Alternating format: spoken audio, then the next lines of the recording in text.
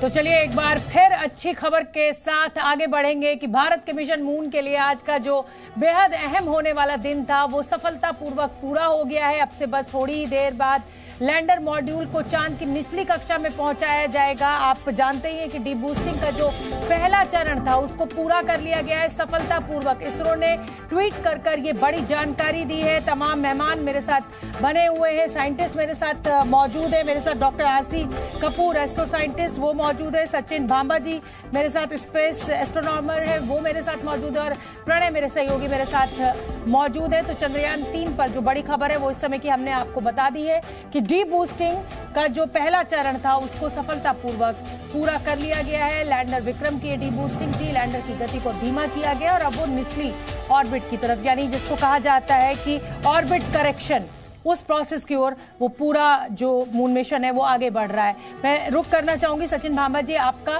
और मेरा सवाल बड़ा सीधा सा है। और सवाल मेरा यह है कि देखिए चंद्रयान 3 की तो हम बात कर रहे हैं, लेकिन उधर लूना 25 भी लैंड करने के लिए एकदम तैयार है, और भारत का ये मिशन और रूस का ये मिशन सब दक्षिणी ध्रुव को ही टारगेट कर रहे हैं चांद के। उधर जापान ने भी कह दिया है कि साहब वो भी अब मून मिशन शुरू कर रहा है। तो अचानक ये मून मिशन में जो तेजी देखने को आई है इसकी क्या वजह मैं मानूं?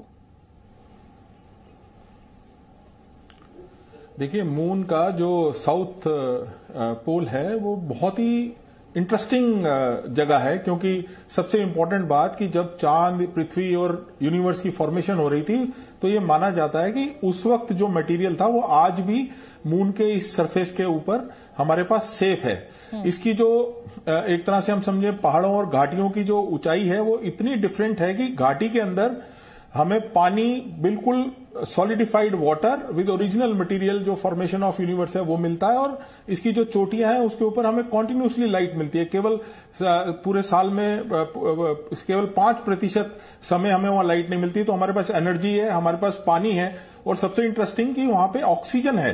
तो हर आदमी वहां पे, हर देश वहां पे जाकर के अपनी एक आउटपोस्ट बनाना चाहता है। और रशिया तो खासकर पहले तो ये प्रूव करना चाहता है कि हमारे मून के ऊपर कोई भी सॉफ्ट लैंडिंग, साउथ पोल पे सॉफ्ट लैंडिंग करने वाला पहला देश जो है वो रशिया रहा। मैं आपको याद दिला दूं कि रशिया एक्चुअली सारे विश्व से जीता हुआ था। उसको कभी भी ये प्रेशर नहीं था कि स्पेस की किसी रेस में उसने आगे जाना है, लेकिन भारत ने सडनली डिसाइड किया कि हम जा रहे हैं। और पिछले 3 सालों से वहां पे हम जानते हैं कि वो एक वॉर की सिचुएशन में है, और यूरोप ने उसके साथ काफी टाइज तोड़ दी। तो रशिया के लिए एक बहुत ही मूड को चेंज करने का, अपनी स्पेस में अपनी वर्चस्व दिखाने का ये मौका आया।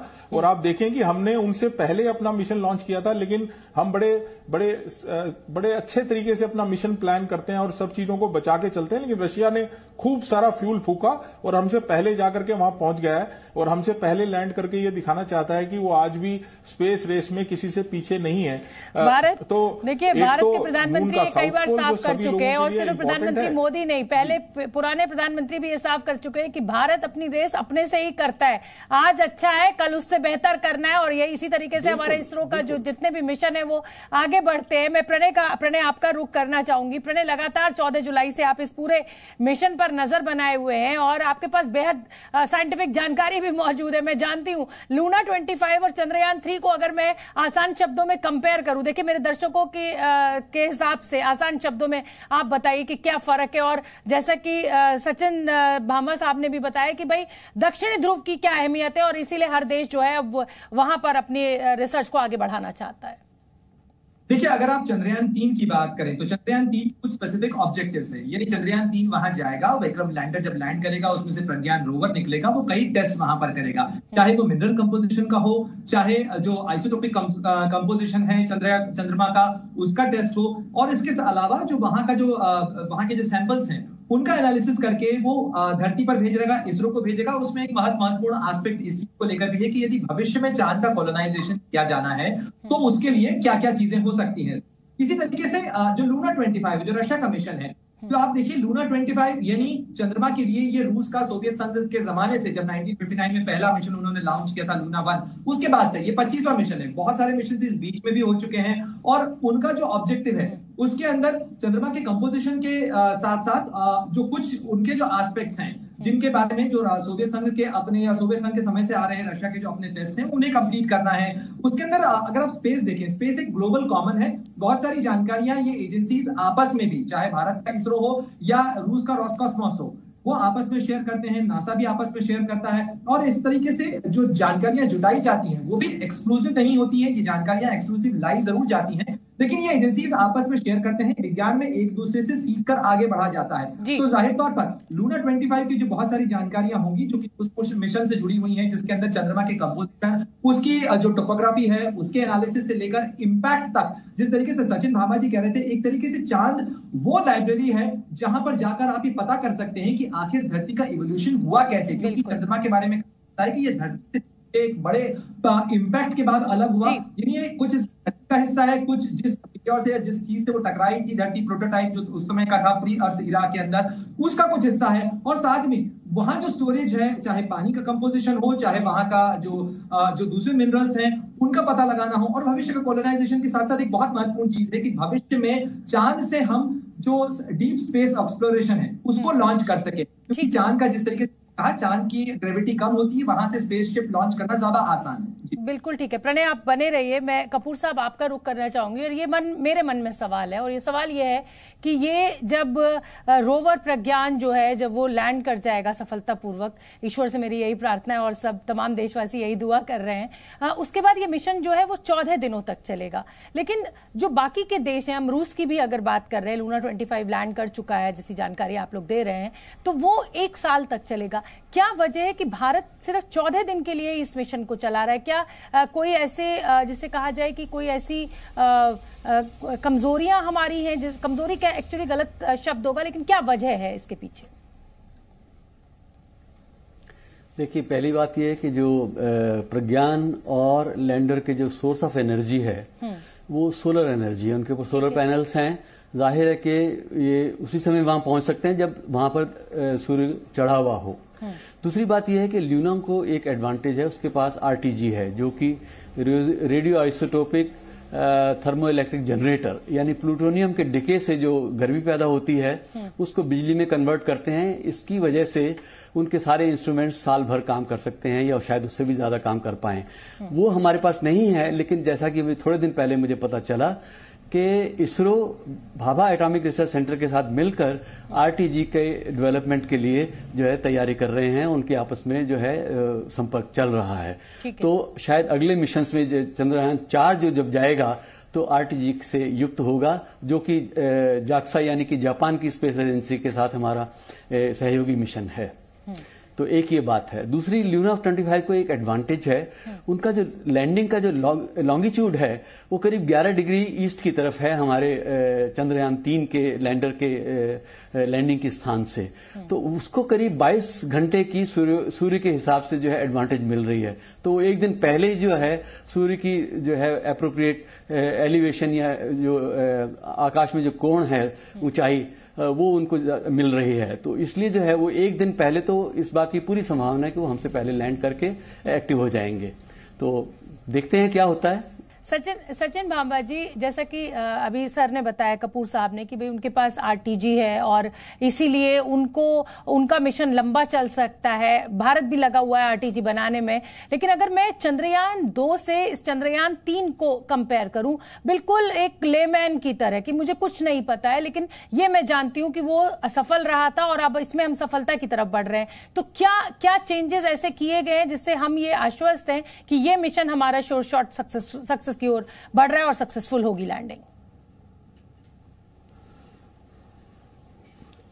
देखिए, विज्ञान में कुछ भी सफल असफल नहीं होता, और चंद्रयान 2 तो बहुत ही अच्छा सफल रहा, क्योंकि ऑर्बिटर स्टेज तक हम बहुत बढ़िया गए, और लैंडर हमारा जो था स्टेज, उस स्टेज पे आकर के हमने कुछ ऐसी तकनीकी खराबियों से उस लैंडर को बड़ी जोर से जाकर के चंद्रमा की सतह से टकराते हुए देखा।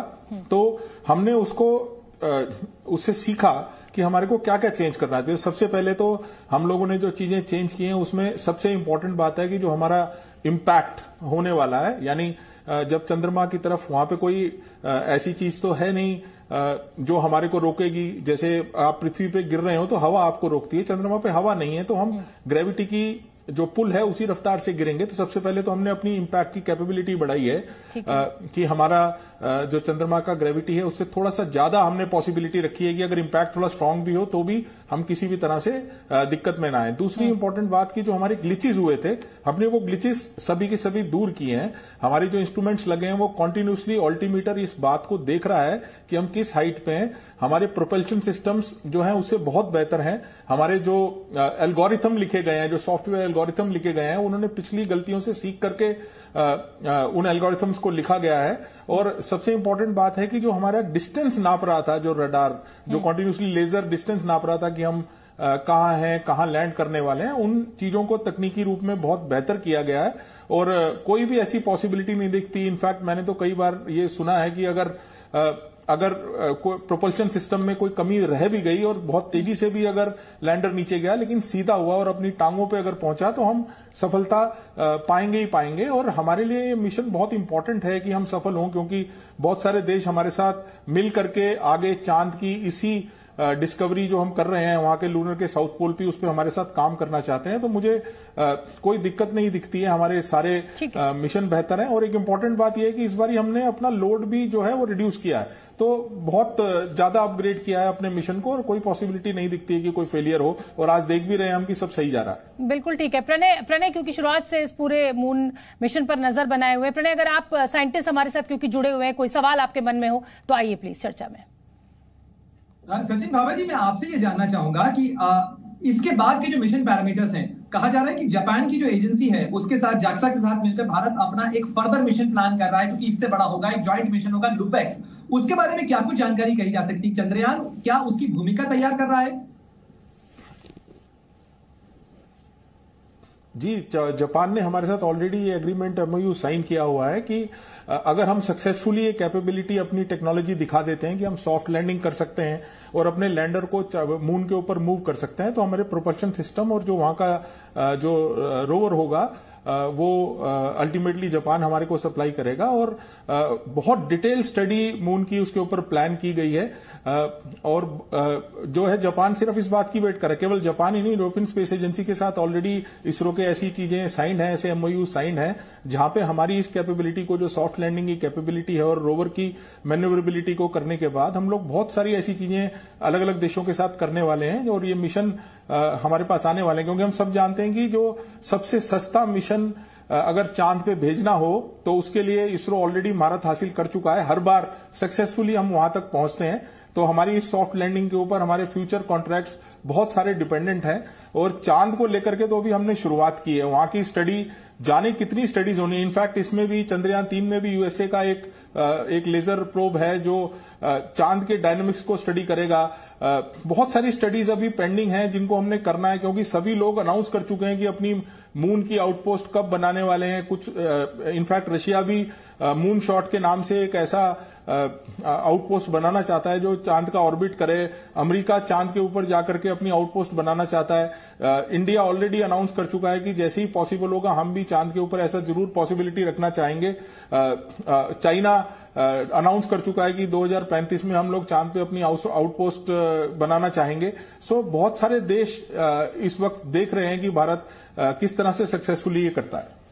बिल्कुल सचिन मामा जी, एक छोटी सी टिप्पणी अगर आरसी कपूर सर भी दे सकें। सर, पिछले कुछ दिनों के दौरान अगर आप भारत की दृष्टि से देखें तो भारत एक स्पेस पावर की तरह उभरता हुआ। प्रणय, सवाल तो बहुत सारे हैं पर मैं बहुत क्षमा चाहती हूँ और मुझे भी जो सवाल आपके मन में है और आप पूछने की तरफ आगे बढ़ रहे हैं वो मेरे मन में भी है, लेकिन समय की सीमा है, मुझे यहाँ पर वाइंड अप करना पड़ेगा। इस शो में सबसे इजाजत लेनी पड़ेगी। आप सभी का बहुत बहुत धन्यवाद इस पूरे जानकारी के लिए और मुझे लगता है कि दर्शकों के लिए भी ये जो सारी जानकारी हमने अभी आप तक पहुंचाई वो बहुत दिलचस्प रही होगी।